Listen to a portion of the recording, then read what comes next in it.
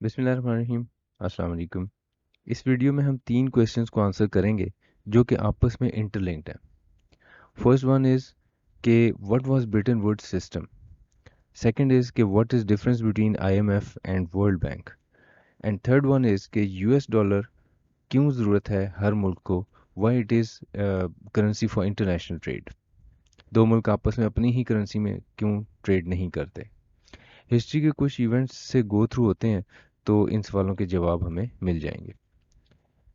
History of Bretton Woods system started in 1944 and system partially ended in 1971. So over a span of 27 years it remained fully operational. World War II 6 साल तक जारी रही. It started in 1939 and ended in 1945. इस war के जो impacts दुनिया पे हुए वो ये थे कि करोड़ों लोग मर गए, करोड़ों लोग बेघर हो गए, यूरोप की इकोनॉमी कोलैप्स कर गई और उनकी इंडस्ट्री भी तबाह हो गई। सोवियत यूनियन भी बुरी तरह अफेक्ट हुआ था इस वॉर से। जब ये वॉर हो रही थी तो यूएस से सारी दुनिया को असलहा बेच रहा था और सारी दुनिया से दौलत इकट्ठी कर रहा था। वर्ल्ड वॉर टू से पहले दुनिया के ममालिक अपनी तिजारत गोल्ड स्टैंडर्ड पे किया करते थे, यानी कि हर मुल्क को अपने गोल्ड रिजर्व्स के मुताबिक ही करेंसी इशू करनी होती थी और इस बात का हर मुल्क पाबंद था कि अपनी करेंसी को गोल्ड में कन्वर्ट भी करेगा। लेकिन वर्ल्ड वॉर टू के एंड तक यूएसए की वेल्थ इतनी ज़्यादा हो चुकी थी कि दुनिया के टोटल गोल्ड का 75% अकेले यूएसए के पास था। बाकी दुनिया के मुल्कों के पास इतना गोल्ड ही नहीं बचा था कि वो अपनी करेंसी को रिडीम कर सकते। यानी एक मुल्क के पास अपनी करेंसी ही कम थी, क्योंकि करेंसी इशू करने के लिए तो पहले गोल्ड चाहिए था आपको।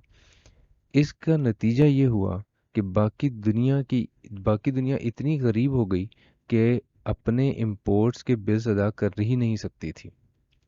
अब अगर वॉर ख़त्म हो रही थी और एमुनेशन की मार्केट भी ख़त्म हो रही थी तो फिर यूएसए की वेल्थ कैसे इंक्रीज़ होनी थी, ये बात एक यूएसए के जहन में थी।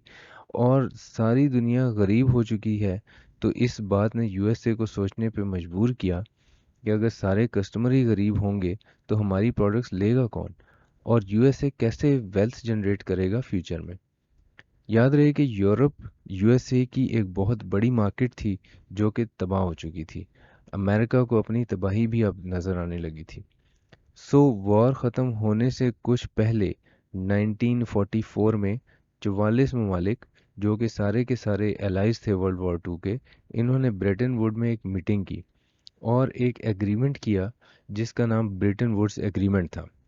इस एग्रीमेंट के 3 इम्पॉर्टेंट पॉइंट्स थे जो कि दुनिया की मईशत के ऊपर बहुत बड़े असरात रखते हैं आज भी।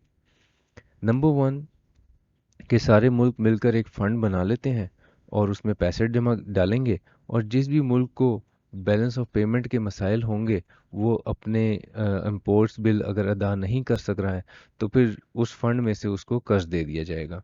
इस फंड का नाम इंटरनेशनल मॉनेटरी फंड था और हम इसे आज आईएमएफ के तौर पे एब्रीविएट करते हैं।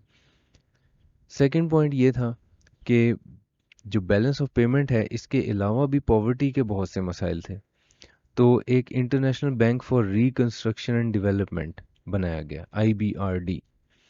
और इसका काम पॉवर्टी के ख़िलाफ़ कर्ज देना है, कुछ ऐसे लोन्स देगा कि पॉवर्टी ख़त्म हो सके मुल्कों में से।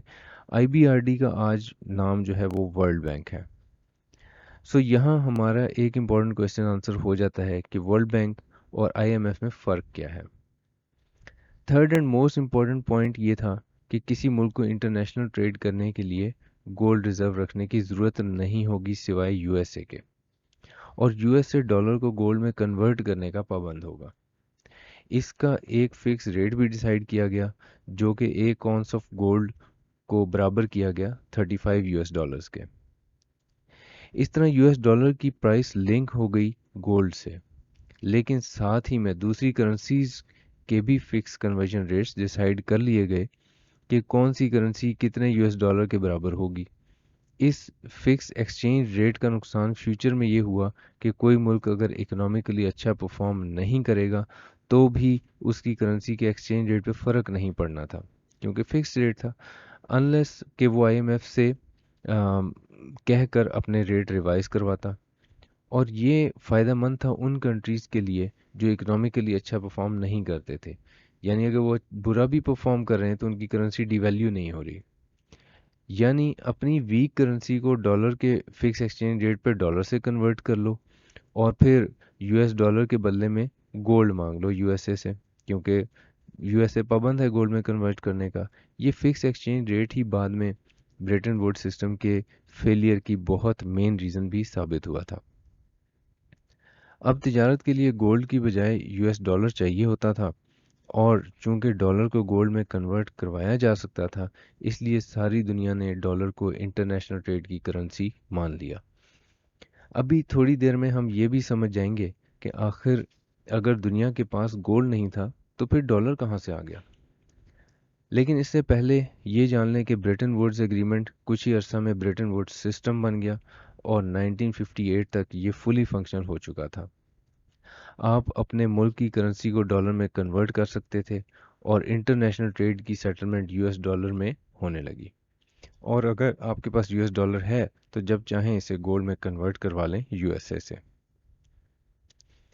اب ذرا وہ اس سوال کی طرف آتے ہیں جو بھی تھوڑی دیر پہلے ڈسکس کیا تھا کہ آخر اگر دنیا کے پاس گولڈ نہیں تھا تو پھر ڈالر کہاں سے آیا۔